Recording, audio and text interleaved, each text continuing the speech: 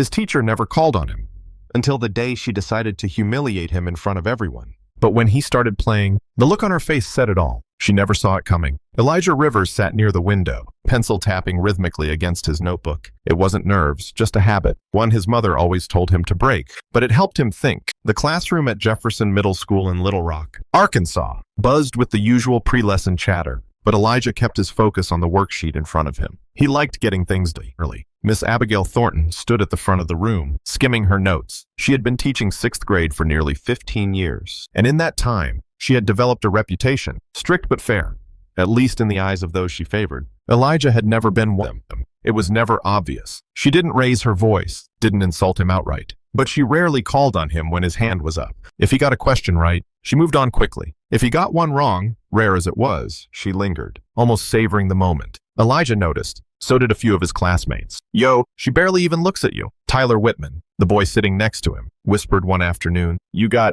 like, teacher invisibility or something." Elijah had only shrugged. "Guess I do." But today, something felt different. Miss Thornton was glancing his way more than usual, not in a way that signaled trouble, but something else, anticipation. The lesson began. A standard history discussion. Something about the Civil War. Elijah took notes, listening, waiting for the usual pattern to repeat. But then something unexpected happened. "Elijah," Miss Thornton said, her voice crisp. "Why don't you answer this one?" Heads turned. Elijah blinked. She never called on him. He sat up straighter, scanning the board.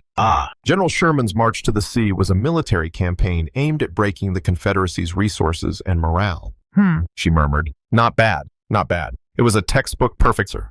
A few students exchanged glances. Tyler shot him a look that said, "What was that about?" The lesson carried on, but the shift had been made. Miss Thornton wasn't ignoring him anymore. She was watching, and then, right before the bell rang, she made her move. "Elijah," she said as students began packing up. "Stay behind for a moment." A few heads turned again, but no one said anything. Elijah took his time putting his notebook away before approaching her desk. "I overheard you talking today," she said, clasping her hands together. "About your grandfather." Elijah frowned. "What about him? You said he was a musician." Something in her tone made the air feel heavier. He nodded. "Yeah, he was a pianist. Played jazz." Miss Thornton's lips curled just slightly, not quite a smirk, but something close. "Interesting." She leaned back in her chair, tapping her fingers against the desk. "You must have picked up a thing too."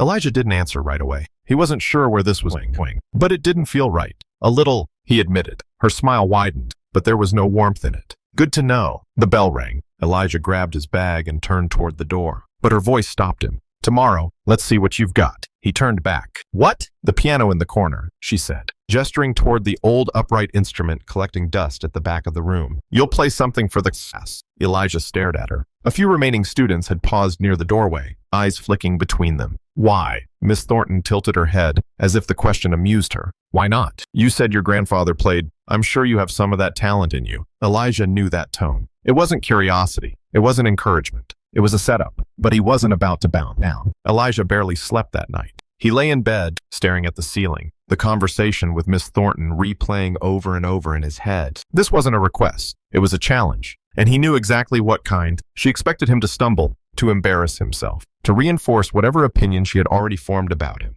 But she didn't know the full story. The next morning, Elijah walked into the classroom, feeling the weight of something unspoken. Word had traveled fast. Whispers followed him as he took his seat. "You gonna play today?" Brandon Hall, one of the louder kids, smirked from across the room. Elijah didn't answer. "Didn't know you were a piano guy," Tyler murmured beside him. Elijah kept his eyes on his notebook. "There's a lot of things people don't know." Miss Thornton entered, setting her books down with an air of satisfaction. She barely acknowledged the students settling in, her focus drifting toward Elijah before she began the lesson. The first half of the class drawn on, but Elijah could barely hear any of it. His mind kept skipping ahead to the moment she would call on him, and then she did. "Well," she said, closing her book and glancing at the clock. "We have a little time before the next lesson." "Perfect." She turned toward the old upright piano in the corner. "Elijah, let's see what you can do." The air in the room changed. Students shifted in their seats, some whispering, some watching closely. Elijah didn't move right away. He felt every eye on him. His heartbeat wasn't fast, but it was strong, steady. Then he stood. A few muffled laughs rippled through the room as he walked toward the piano. Someone muttered something he couldn't quite catch, but he didn't need to. He already knew the tone. Miss Thornton clasped her hands together. "Play whatever you'd like." Elijah studied the piano. It was old, keys slightly yellowed from age. A few of them chipped at the edges. He ran his fingers lightly over them just once, The instrument was out of tune, not by much. But enough, he inhaled, sat down, rested his hands on the keys. He knew exactly what he was going to play. Then he heard it.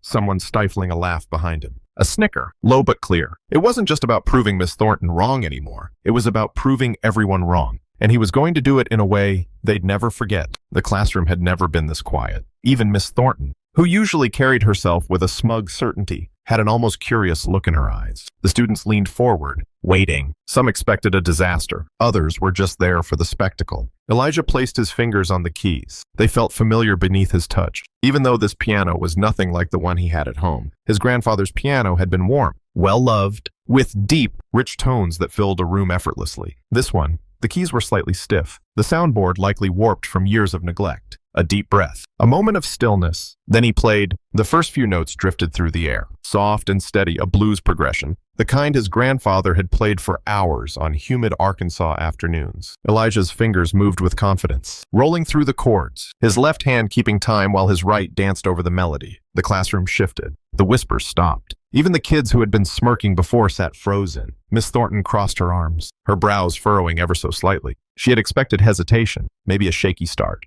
Instead, she was hearing something she hadn't prepared for. Elijah didn't stop to see their reactions. He wasn't playing for them more. He was playing for himself, for his grandfather. He let himself sink into the music, feeling each note as if it were telling a story only he understood. His fingers glided effortlessly, striking a balance between precision and raw emotion. It wasn't just technical skill. It was a conversation between him and the keys. And then he took a risk. He shifted into something more complex, letting his hands weave intricate runs up and down the keyboard.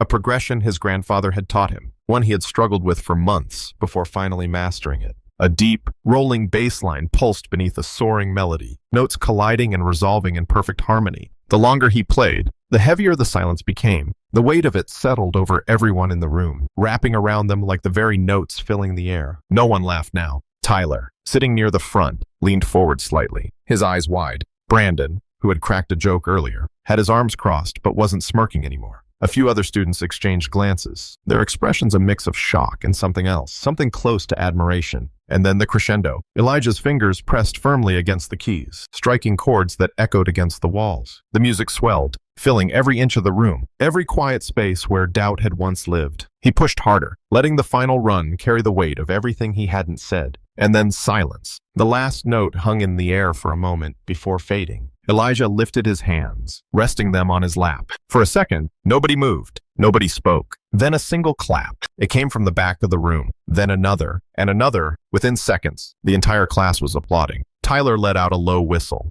Damn. Brandon, still sitting with his arms crossed, gave a small shake of his head. I didn't know he could do that. Elijah exhaled, his heart pounding, not from but from the sheer energy of what had just happened. He had done more than play. He had changed something. The applause swelled, students looking at each other as if they had just witnessed something they weren't supposed to see, something they would remember. But the loudest silence of all came from Miss Thornton. Her face was unreadable. She stood by her desk, arms still crossed, lips pressed tightly together. The applause continued around her, but she hadn't moved. She hadn't said a word. Elijah sat still, hands resting on his lap, breathing deeply. He wasn't smiling, wasn't looking for approval. He just let the moment stretch, letting them all sit with what had just happened. Then, finally, Miss Thornton spoke. Well, she said, her voice clipped. That was unexpected. The clapping died down. Students glancing between her and Elijah. A few kids still whispered excitedly, but the energy in the room had shifted. It wasn't just entertainment anymore. Where did you learn to play like that? She asked, tilting her head slightly. Elijah met her gaze, unflinching. My grandfather. Something flickered in her expression, but it was gone too fast. She straightened. I see. A pause. Miss Thornton tapped her fingers against her desk, the only sound in the now silent classroom. Then she turned to the rest of the students, as if shaking off whatever thoughts had crossed her mind. All right, let's get back to our lesson. But nobody moved. Elijah glanced around. Tyler was still watching him, eyebrows raised, like he couldn't believe what he had seen. A girl in the back, Madison Green, looked almost annoyed, like the moment had been taken from them too soon. Brandon scoffed under his breath. That's it. Miss Thornton's eyes snapped at him. Excuse me. Brandon shrugged, shifting in his chair. I mean, that's all you're gonna say. He just played like, he gestured vaguely, like something you hear on TV, and you're just gonna move on. A few heads nodded. Miss Thornton's mouth. This is a classroom, not a talent show. Elijah took a breath, steadying himself. You didn't think I could play? Did you? Her eyes darted back to him, sharp and assessing. He didn't let her look away. That's why you called me up here. A few murmurs rippled through the room. Miss Thornton let out a slow breath. I simply gave you an opportunity to share your talent with the class. Elijah shook his head. No, you didn't. His voice was calm. You thought I'd mess up. That's why you asked. More whispers. Miss Thornton's fingers curled slightly against the edge of her desk. That's enough. Elijah. But he wasn't done. You wouldn't have asked Tyler. He continued, glancing at his friend, or Madison, or Brandon. But you asked me why. The room was holding its breath. Miss Thornton's jaw twitched. You're out of line. I don't think I am. Her eyes darkened, her posture stiffening. Sit down. For the first time all year, Elijah didn't immediately do as he was told. He looked around the room at his classmates, at the ones who had ignored him before, the ones who had underestimated him, the ones who had smirked when she called his name. Then, slowly, he stood. The silence felt heavier now, charged, and Miss Thornton, for all her usual control, looked just a little bit shaken. But this time, she wasn't the one in charge of the room. Elijah walked back to his seat slowly, feeling the weight of every step. His heart wasn't pounding anymore. He wasn't nervous. If anything, a strange sense of calm had settled over him. He lowered himself into his chair, still feeling the stares from all around him. Tyler gave him a slow nod, one that didn't need words. Madison was still watching Miss Thornton, arms crossed, like she was waiting for something more. But Miss Thornton had turned away. She flipped open her lesson plan, eyes fixed on the page, as if she could pretend nothing had happened. Let's move on. The room didn't shift back to normal as quickly as she expected. The energy lingered. People still whispered. It wasn't just about the music anymore. Brandon leaned back in her chair, arms crossed. Kind of weird how you don't want to talk about it. Miss Thornton's eyes snapped up. Excuse me. Brandon shrugged. You made a big deal out of him playing, but now you're acting like it never happened. A few quiet agreements rippled through the room. Miss Thornton's grip on her book tightened. That's enough. But Elijah had seen it, the hesitation, the discomfort, and so had everyone else. For the rest of the class, Miss Thornton's usual authority felt thinner, like a glass window that had just been cracked. She still controlled the lesson, but the students weren't as engaged. The usual rhythm was gone. When the bell finally rang, chairs scraped against the floor as students packed up their things, murmuring to each other as they filed out. Elijah slung his bag over his shoulder, moving toward the door. But just before he stepped out, Miss Thornton called his name. Elijah. He turned back. For a second, she looked like she might say something meaningful, something real. Instead, her expression hardened. I hope you understand that this is still my classroom. Elijah studied her. Then, in the same calm, steady voice he had used before, he said, I know. A beat of silence passed between them. Then he walked out. In the hallway, Tyler caught up to him. Bro, what was that? He shook his head, grinning. You just flipped everything upside down. Elijah let out a breath. Yeah. Tyler nudged his shoulder. So, you gonna play again? Elijah thought about it.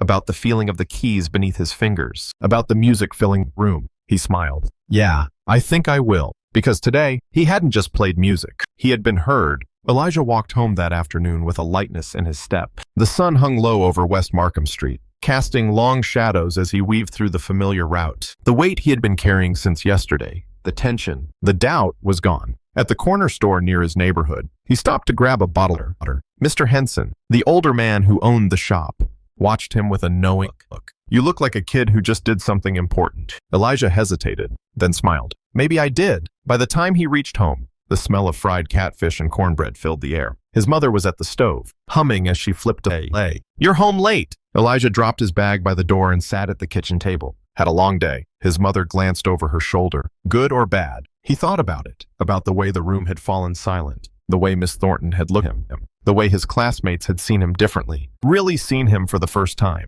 Good, he said finally. Really good. She turned off the burner and wiped her hands on a dish towel before sitting across from him. You want to talk about it? Elijah nodded. And for the next 15 minutes, he told her everything. She didn't interrupt, didn't rush him, just listened, her expression shifting between concern, pride, and something else, something softer, almost sad. When he finished, she exhaled. Sounds like you made her uncomfortable. I think I did. She studied him. And how do you feel about that? He didn't have to think long, like it was supposed to happen. His mother smiled, reaching across the table to squeeze his hand. Good. The next day at school, things were different, not drastically. Miss Thornton still ran her class the same way, still called on the same students, still acted like nothing had changed. But the energy in the room had shifted. People saw her differently now, and they saw Elijah differently. Too, during lunch, a few students, ones who had never spoken to him before, stopped by his table. Dude, you were insane on that piano, Madison said, sitting across from him. How long have you been playing? Since I was 5. Tyler shook his head. Man, you've been holding out on us. Elijah smirked. Guess so. From across the cafeteria, Miss Thornton walked past,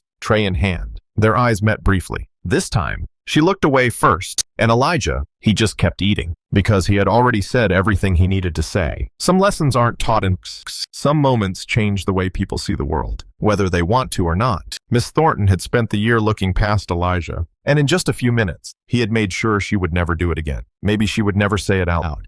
Maybe she would never admit what she had done, what she had assumed. But it didn't matter, because now Elijah knew something that she didn't. When people try to silence you, when they try to underestimate you, the best thing you can do is let your talent speak louder than their doubts. And when you do, they'll have no choice but to listen. If this story moved you, don't forget to like, share, and subscribe. Because sometimes, the most powerful stories are the ones that remind us to stand tall, no matter who's watching.